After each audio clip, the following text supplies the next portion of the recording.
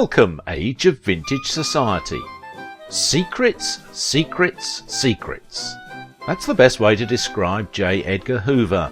We don't really know a whole lot about the first director of the FBI, but he sure knew a lot about us. He may have modernised the Bureau, but he had unconventional techniques and tactics to get his end result. What was J Edgar Hoover's biggest secret that could have destroyed him? Make sure to watch the video until the end and leave your thoughts in the comments. If you are new here, join our wonderful community by subscribing to the Age of Vintage channel.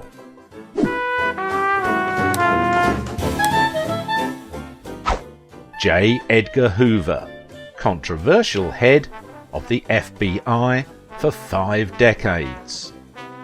The secret life of J Edgar Hoover.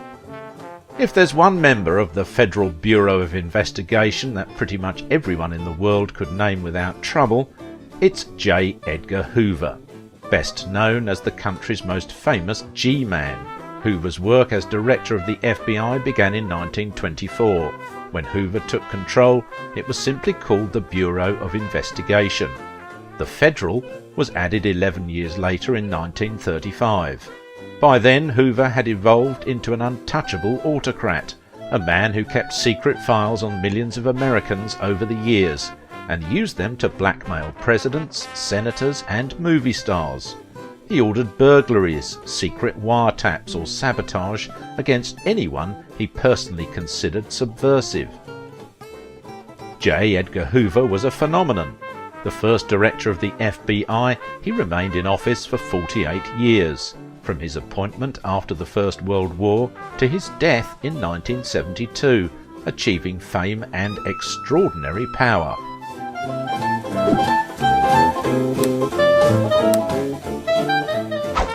John Edgar Hoover was born January 1st, 1895 to Dickerson Naylor Hoover and Annie Marie Scheitlin Hoover, 2 civil servants who worked for the US government. He grew up literally in the shadow of Washington, D.C. politics, in a neighbourhood 3 blocks from Capitol Hill. Hoover was closest to his mother, who served as the family's disciplinarian and moral guide. He lived with her until she died in 1938, when he was 43 years old. Highly competitive, Hoover worked to overcome a stuttering problem by learning to talk fast. He joined the debate team in high school, where he achieved some notoriety. Wanting to enter into politics, he worked for the Library of Congress after high school and attended night classes at George Washington University Law School, earning his LLB and LLM degrees in 1917. He entered the Department of Justice as a file reviewer in 1917, and 2 years later he became Special Assistant to Attorney General A. Mitchell Palmer, in which post he oversaw the mass roundups and deportations of suspected Bolsheviks, communists, after World War I. He was named Acting Director of the Bureau of Investigation, as it was then called, in May 1924, and confirmed as Director 7 months later. Finding the organisation in disrepute because of the scandals of Warren G. Harding's administration, he reorganised and rebuilt it on a professional basis, recruiting agents on merit and instituting rigorous methods of selecting and training personnel. He established a fingerprint file, which became the world's largest, a scientific crime detection laboratory, and the FBI National Academy, to which selected law enforcement officers from all parts of the country were sent for special training.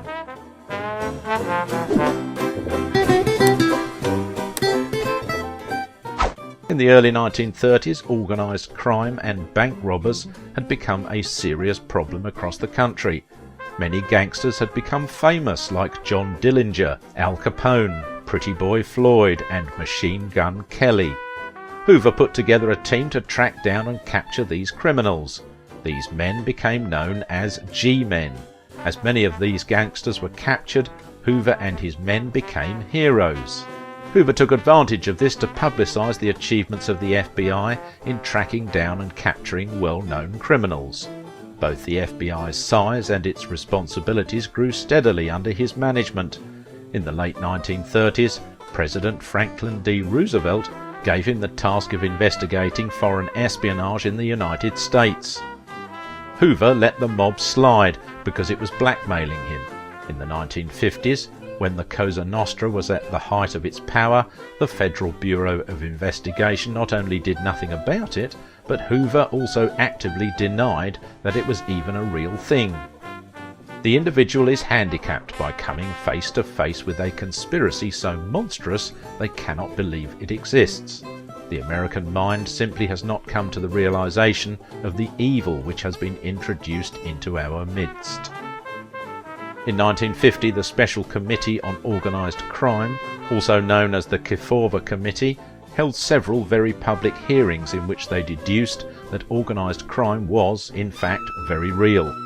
In 1958, low-level FBI agents submitted reports indicating that this was absolutely the case. Hoover, however, dismissed both of these claims as baloney. Why? The prevailing theory is that the mob had some dirt on Hoover that would have exposed that he was a member of LGBTQ+ community.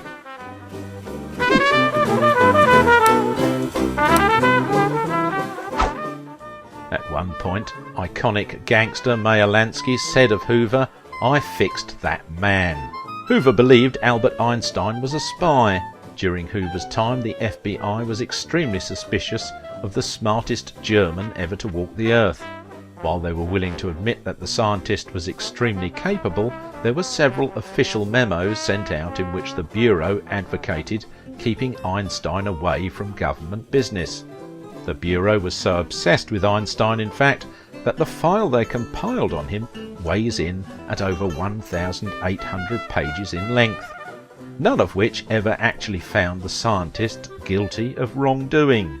When the physicist was hired onto the Manhattan Project, the FBI stated, in view of his radical background, this office would not recommend the employment of Dr. Einstein on matters of a secret nature without a very careful investigation, as it seems unlikely that a man of his background could, in such a short time, become a loyal American citizen. He kept files on pretty much everyone. Throughout his career, Hoover ordered his agents to keep tabs on pretty much anyone he considered a threat, which was a lot of people. Basically, anyone with a high enough profile was fair game for Hoover. He also kept tabs on a growing list of people he considered subversives, which would eventually include such famous figures as Marilyn Monroe, Muhammad Ali, Eleanor Roosevelt, Jackie Robinson, Helen Keller, Walt Disney, Charlie Chaplin, and Lucille Ball. When the Cold War began in the late 1940s, the FBI undertook the intensive surveillance of communists and other left-wing activists in the United States.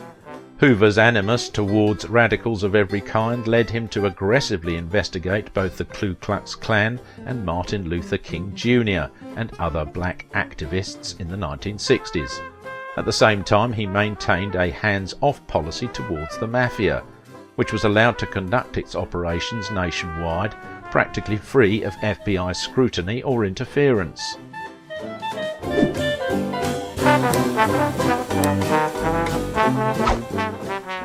He didn't really have a high opinion of women during his years running the FBI. He wouldn't allow women to be agents, and if a woman did work in the Bureau, they could only wear skirts or dresses.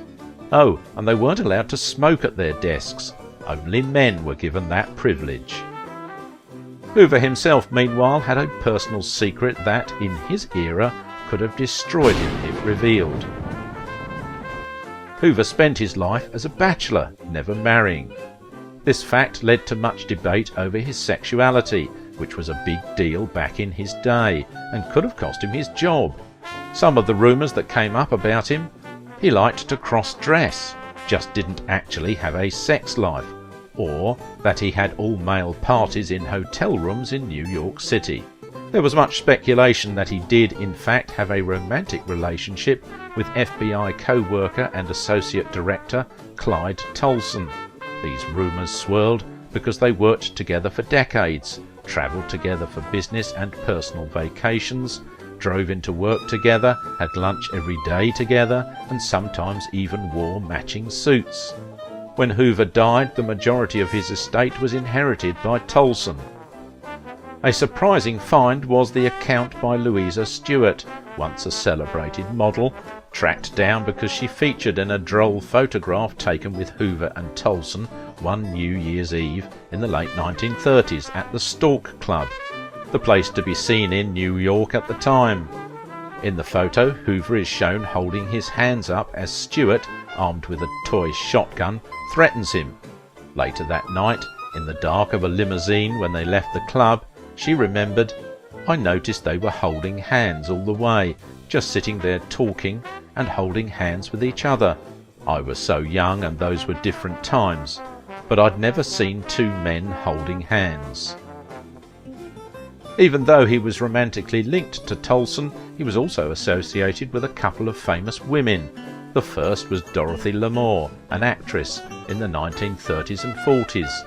After his death, Lamour didn't deny that they had a relationship. The other woman was Ginger Rogers' mother, Layla. Many people who knew the couple thought they would end up getting married one day.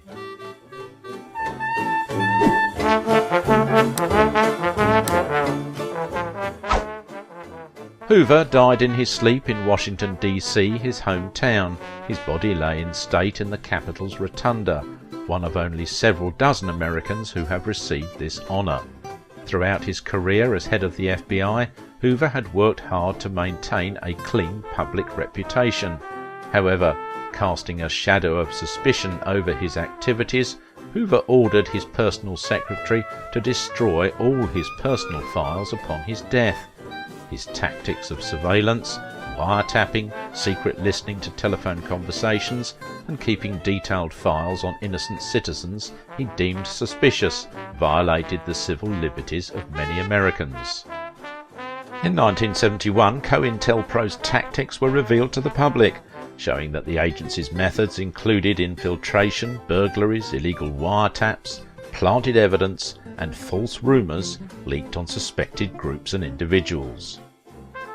Hoover remained the director of the FBI until he died from a heart attack in 1972. Many presidents had wanted to replace him, but were scared to, because he had become so powerful in Washington. If you liked this video, don't forget to give it a thumbs up, subscribe if you are new here, and if you want to support my work, please visit my Patreon page. Now it is your turn. What do you think about the life and legacy of J Edgar Hoover?